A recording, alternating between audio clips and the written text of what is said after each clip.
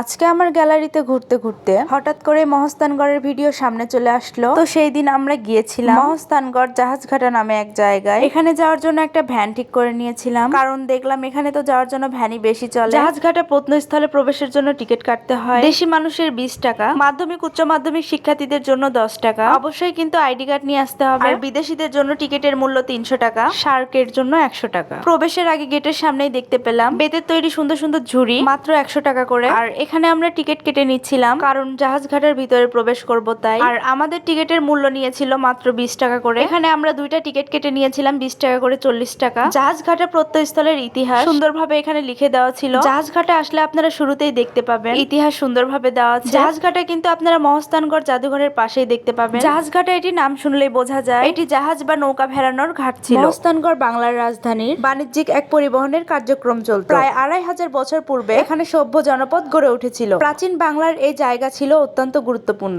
আর মহস্থানগড় ছিল এখানকার পুনর্বর্তন নগরী। সুবিশাল এই প্রাচীন ইতিহাসের এই এক অংশই হলো জাহাজঘাটা। এই জায়গাটি মহস্থানগড়ের জাদুঘরের কাছে হওয়ায় সবাই বিনোদন কেন্দ্র হিসাবে এখানে ঘুরতে আসে। আর আমরা তো এখানে যাওয়ার পর এত গরমের ভিতর কি আর করব, কোনো কিছুরই বেশি দোকান ছিল না। জাহাজঘাটের ভিতরে দেখলাম পেয়ারা আর শসা বিক্রি করতেছে। এখান থেকে আমরা 20 টাকার পেয়ারা মাখা নিয়েছিলাম আর একটা শসাও নিয়েছিলাম। তো বসে থেকে পেয়ারা মাখা খাওয়ার পর হেঁটে হেঁটে সব ঘুরে ঘুরে দেখতেছিলাম। এখানে ছুটির দিনগুলোতে অনেক বেশি লোকজন হয়, আর আমরা যখন গিয়েছিলাম আমার মনে হয় লোকজন একটু কমই ছিল তুলনামূলক। হেঁটে হেঁটে যাওয়ার সময় দেখলাম এটার ভিতর আরেকটা দোকান, মানে এই জাহাজঘাটের ভিতরে ধরতে গেলে অনেক কম দোকান। আমরা তো গিয়েছিলাম দুপুর বেলা, তাই এত রোদ ছিল। এখানে তো আমি চারপাশে ঘুরে ঘুরে দেখতেছিলাম, অনেক নিরিবিলি জায়গা, আর বসার জন্য তো অনেক সুন্দর জায়গা করে দেওয়া হয়েছে। আমরাও তো কিছুক্ষণ বসেছিলাম, কারণ রোদের মধ্যে এত আর হাঁটতেই মন চায় না। আমরা বসে বসে বাদামও খাচ্ছিলাম। এখানে দেখি একটা মহিলা খাবারের অনেক কিছু বিক্রি করতেছে, বড়ই, তেঁতুল, কিছু চিপস, এগুলাই বিক্রি করতেছিল। এখানে তো আর বেশি দোকান নাই, দোকানে ভালোই ভিড় ছিল। আমি তো যাওয়ার পর একটা বিদেশিরও দেখা পেয়ে গেলাম। আমি তো বগুড়াতেই থাকি, কিন্তু মহস্থানগড় জাহাজঘাটে আমার কখনোই আসা হয়েছিল না। আমি তো শুধু মহস্থানগড় মাজারে আর জাদুঘরে আসছিলাম। তো যাই হোক, এইবার এটা দেখারও সৌভাগ্য হয়ে গেল।